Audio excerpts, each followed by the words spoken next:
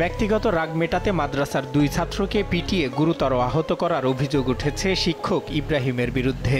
মারধরের সময় এক শিক্ষার্থী পালিয়ে রক্ষা পেলেও অপর শিক্ষার্থীর ওপর চালানো হয় নির্মম নির্যাতন। খবর পেয়ে তাদের পরিবারের সদস্যরা গুরুতর আহত 2 শিক্ষার্থীকে উদ্ধার করে চুয়াডাঙ্গা সদর হাসপাতালে ভর্তি করেন। এদিকে ঘটনা জানাজানি হলে ক্ষুব্ধ জনতা শিক্ষককে মাদ্রাসার কক্ষে আটকিয়ে রাখে। পরে পুলিশ উদ্ধার করে থানায় নিলে আহত ছাত্র স্বজনরা মামলা দায়ের করেন। ঘুমের ঘরে হুজুরের ভাইগনের গার পা থেকে সম্ভবত হুজুর দেখেছে, প্রথম মেরেছেন পেশেন্টকে ঘুমের ঘরে। আমি উঠে বলতে মেরেছেন কেন দিয়ে আসতে বলতে ঘরটা মিরাজে আসতে বলতে হুজুর মানলেন না, মিরাজের বলতে তুমি ঘরটা 2 জন নিয়ে আসতে পিটিয়ে। চুয়াডাঙ্গা সদর উপজেলা দিননাথপুর জামিয়াতুল উলুমিল ইসলামিয়া কওমি মাদ্রাসা ও লিল্লাহ বোর্ডিংয়ে এই ঘটনা ঘটে। স্থানীয়রা জানান দুপুরে ঘুমন্ত অবস্থায় শিক্ষক ইব্রাহিমের ভাগ্নের গায়ে ওই 2 শিক্ষার্থীর পা লাগে। এতে ক্ষিপ্ত হয়ে নিজ কক্ষে নিয়ে মেহগুনি গাছের ডাল দিয়ে এলোপাথারিভাবে পিটি আহত করে ওই 2 ছাত্রকে।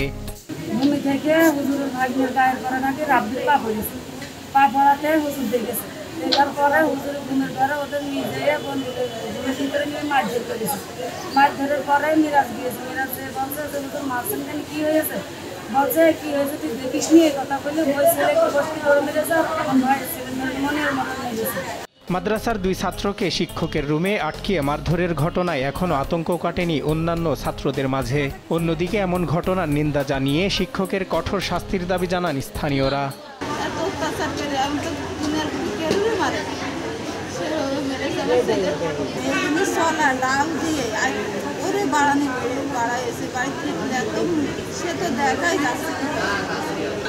আপনারাই বলেন এই ঘটনা সহ্য হয় না, জানে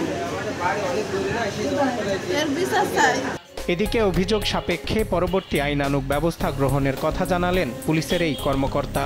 দিনাজপুরের ইব্রাহিম নামে একজন শিক্ষক তো মাদ্রাসার 2 ছাত্রকে আহত করেছে।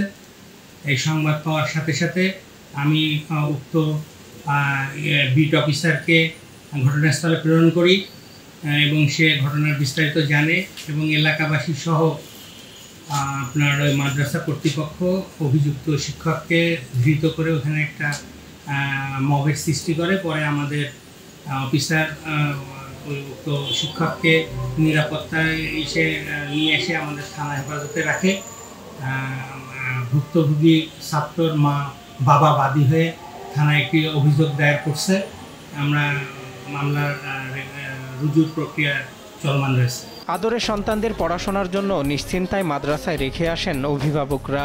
সেই সন্তানদেরই যদি হতে হয় শিক্ষকদের হাতে নির্যাতনের শিকার, তবে প্রশ্ন ওঠে সন্তানরা কিভাবে শিক্ষা নেবে সেই প্রতিষ্ঠান থেকে। সজল বিশ্বাস, নিউজ ডেস্ক, দেশ টিভি।